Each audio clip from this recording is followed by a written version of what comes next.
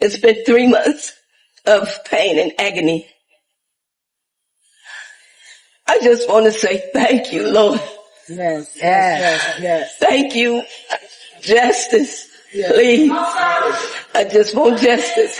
I don't want to fight with nobody. I don't want to argue with nobody. I just want justice for my daughter. And I want peace in my family.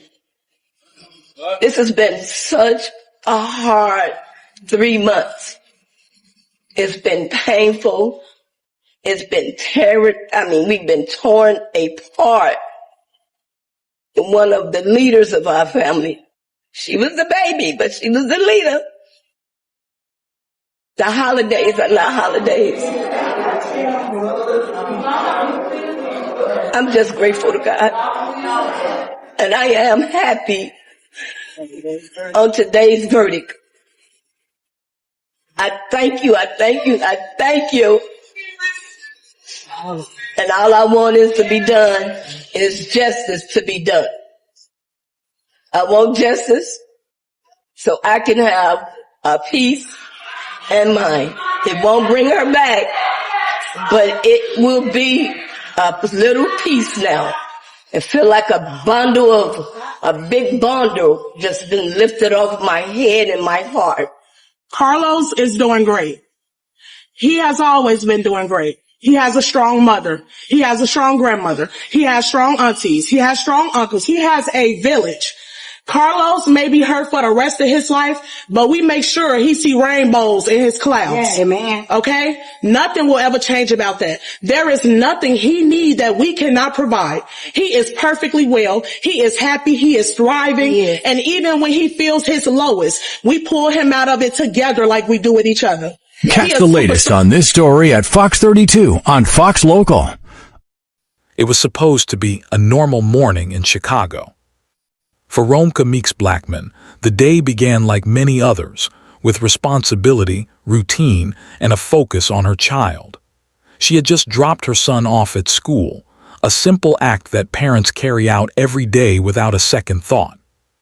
Nothing about that moment suggested danger. Nothing hinted that within minutes, everything would change. According to confirmed reports, what happened next unfolded quickly. After leaving the school area, Romeca became involved in a confrontation. Witnesses later described a situation that escalated from a disagreement into something far more serious. Arguments happen every day, but this one didn't end the same way. The confrontation intensified, and in a matter of moments it turned physical. What should have remained a verbal exchange crossed a line, one that could not be undone. Then came the moment that changed everything. A weapon was drawn. Shots were fired. And just like that, a routine morning became a tragic scene that would shock the entire community. Emergency responders arrived, but the outcome had already been determined.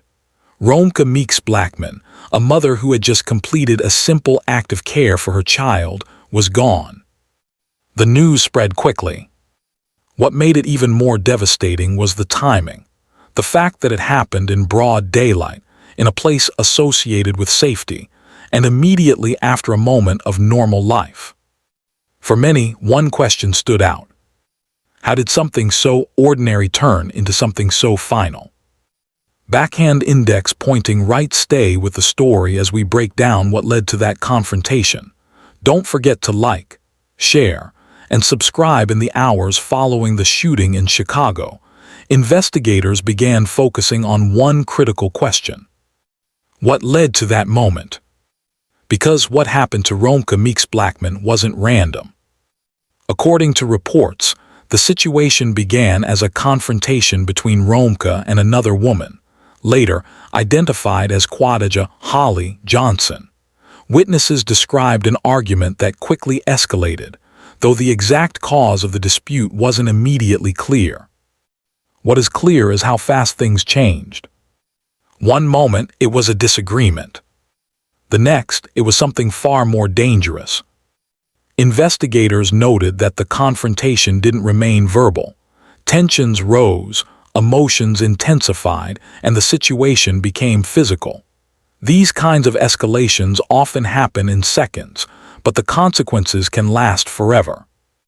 Then came the turning point. During the altercation, Holly Johnson allegedly produced a firearm. That single action shifted everything. What had been an argument instantly became a life-threatening situation. And before anyone could intervene, shots were fired.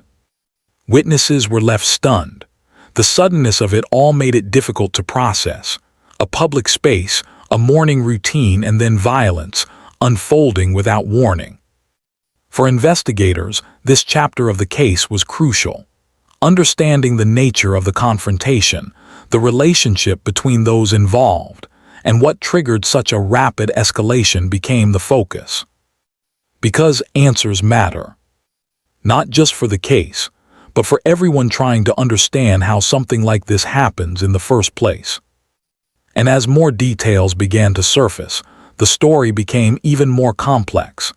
After the shooting in Chicago, the focus quickly shifted from shock to investigation. Authorities needed answers.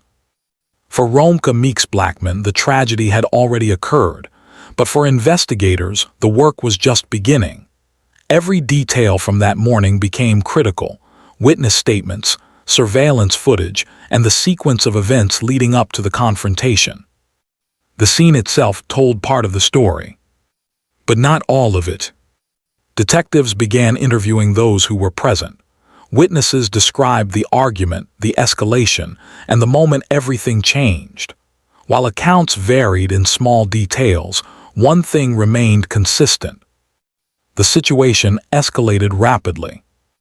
That consistency helped investigators piece together a clearer timeline. Step by step, they began reconstructing what happened, from the initial interaction to the final moments of the confrontation. At the same time, authorities worked to identify the individual responsible. It didn't take long before attention focused on Quadajah Holly Johnson. Based on witness accounts and evidence collected at the scene, she became the central figure in the case. Law enforcement moved quickly. Because in cases like this, time matters. The faster the information is gathered, the clearer the picture becomes. As details continued to emerge, the investigation began shifting from what happened to why it happened.